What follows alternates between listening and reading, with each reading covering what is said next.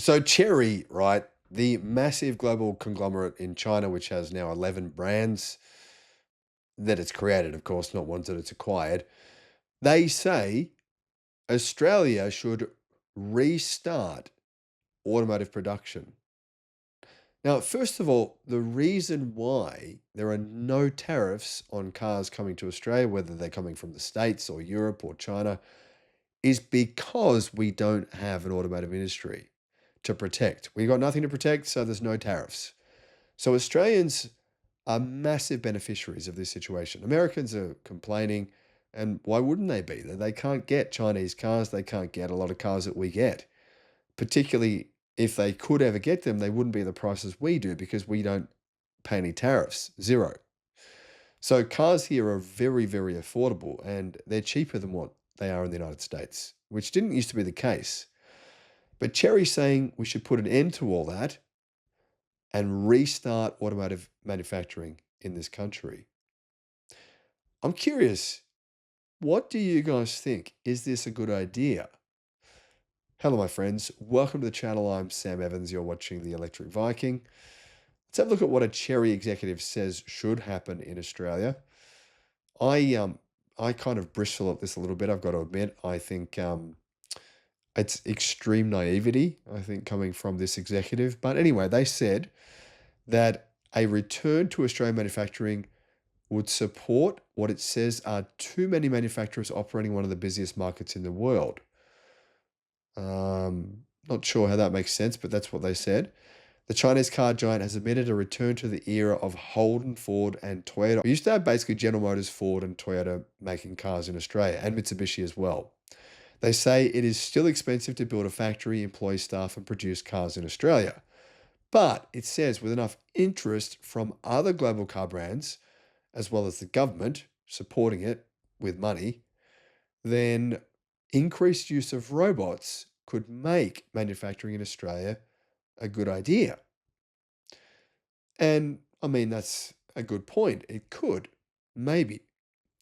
Chery International President Zhang Gubing admitted to Australia and New Zealand media in China that the growing car brand has considered the construction of a manufacturing plant in Australia.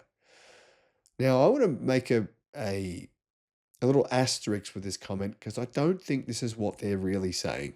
I'll tell you what I think they're really saying in a minute.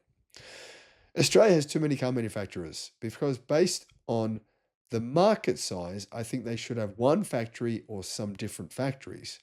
But I think today, most of the factories, later they are dismembered, said Zhang. Time by time, our chairman has also asked me to lead the thinking if it is possible we can make the factory turn back again or something. So obviously Zhang isn't, his first language isn't English, but not by a long shot. So it's very hard to understand exactly what he's trying to say here. In fact, found it a little bit embarrassing trying to read and understand what he's saying. The executive, though, said proposals have been struck down on financial grounds as it's much more expensive to build a car in Australia than in China or other regions such as Southeast Asia that have cheaper labour. The cost plus the tax or something is a big difference, so I think it's difficult. This is something maybe the government side need to consider, said Zhang. Why is there cost? Because for the car manufacturer, they need a line that is very long. The channel is long, and also concerned about the component side. Also, too many people involved. I think Australia, the cost for the people is also not easy. In other words, there's a higher cost for human labor in Australia than there is in China and Southeast Asia, of course. Where the Chery executive claims the door could open, a return to Australia's car manufacturing is by using a lot of robots, right? This would reduce the number of workers needed on the production line, obviously. And I'm sure that you would have seen videos by now showing that more advanced car facilities, car manufacturing facilities, use a relatively small number of people. Though, I should add, a lot of those videos are complete bullshit. They are. Even if you see them on social media, people are lying. They're lying and telling you, oh, I'm so amazed. Oh, these guys paid for my trip to China, and I'm so amazed by how incredible their car factory is. It's so robotic, it's so advanced, and they don't show you the footage of the end of the production line where there's still like 500 people working. Yeah. So they're quite a ways off having full automation. Uh, it's a lie that people have concocted in order to get your amazement, your eyeballs going, wow, this is incredible. To say that these car facilities are fully automated. They're not. And they're a fair way off that happening. There will be humanoid robots that will get rid of these humans, but it's not going to happen for a while yet. Maybe in the future, said Chery, when more and more robots can be working in the production line, and maybe the government needs to modify the policy, I think the factory comeback is maybe also possible. But I think this is not dependent on one car manufacturer. I think it needs the whole system together, thinking it. So, is this realistic? Having a car manufacturer come to Australia and setting up production? Well, the answer is yes and no. If it was to do what these car brands really want to do, and that is just get deals from the government in order to assemble cars in Australia, like they're doing in some European countries, they're just assembling vehicles, or like what they're wanting to do in Canada right now, which the government doesn't want them to do. The government wants to the government wants them to set up a whole full on manufacturing sites. The Chinese car companies they're too smart to do that. It's just stupid. You can't just go and set up a manufacturing site without a whole ecosystem, a whole supply chain, right? Because the actual facility that makes the cars is only representative of about 10% of the job.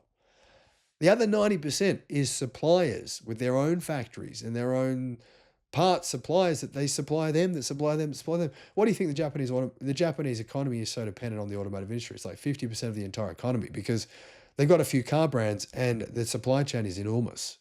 So this whole idea that you can just set up a car factory and go, well, robots will just build it all is a pure fantasy. And anyone that really knows what they're talking about knows that. Yeah. Is it a fantasy to set up a facility that would simply knock the cars up? No, that could absolutely be done. But is it really an advantage to do that? I mean, it's only an advantage for tax purposes.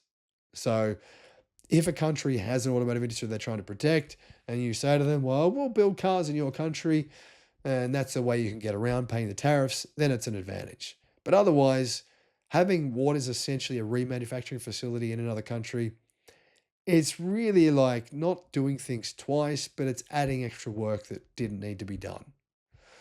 When it announced plans in May 2013 to close its local factories in 2016, Ford said its cost structure for manufacturing cars in Australia was double that of Europe and nearly 4 times Ford in Asia.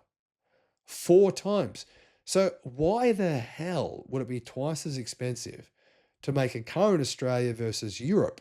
I mean, Europeans are not cheap, and it's really expensive to make cars in Europe, but we were twice the price. It's because we don't have the full supply chain. That's the biggest reason. And we don't have a big enough population. We've only got 27 million people. It's less than half the population of France. And France has all these countries next to it and around it.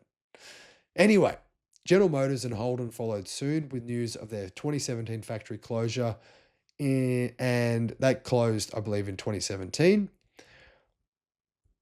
Toyota did the same thing. They closed their factory in 2014.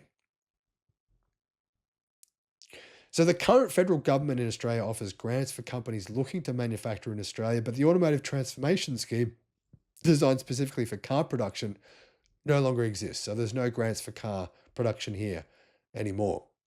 So Chery are basically, I think, complaining there's too many car brands in Australia, saying if if car production was to start up again in Australia, then some of these car brands would disappear. They wouldn't try and compete.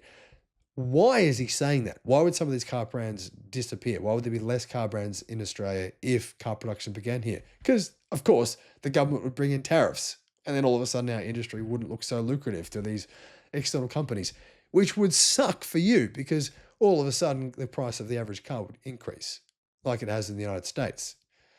Like it has in any area where there's tariffs that protect your local industry, car prices are higher.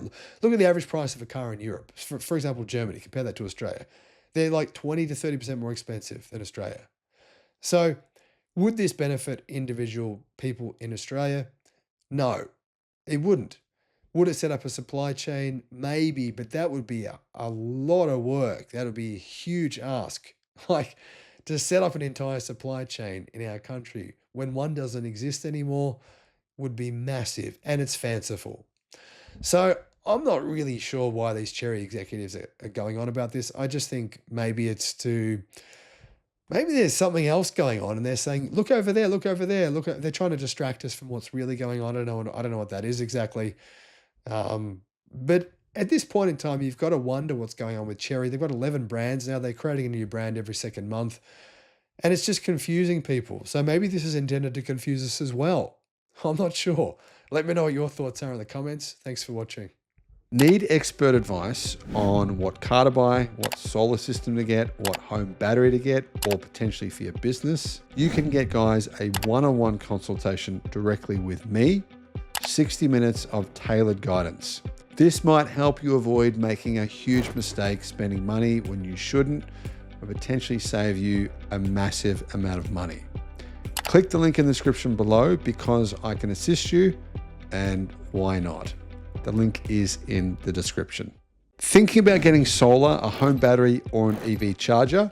Check out Australia's best free comparison tool because it could save you a lot of money. Guys, click on the link below in the description and you can see how much you can save. Alternatively, give Resync a call. They are the guys who installed my battery and my home solar. I'll put a link to them as well in the description.